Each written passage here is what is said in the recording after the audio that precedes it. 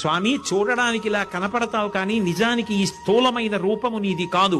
విశ్వమంతటా నిండిపోయినటువంటి శివస్వరూపాన్ని చూడడం ఎవరికీ సాధ్యం కాదు.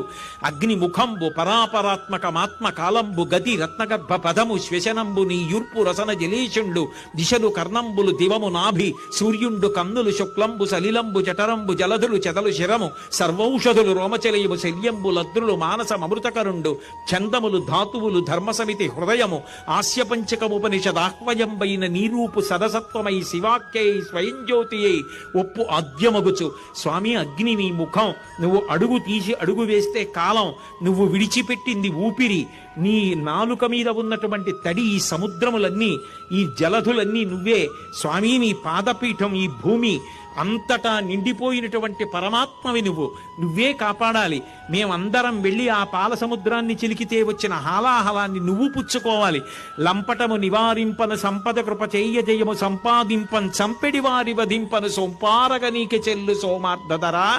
కష్టాల్ని తొలగించాలన్నా చంపేవాణ్ణి చంపాలన్నా నువ్వు తప్ప లోకంలో ఇంకెవరున్నారు స్వామి?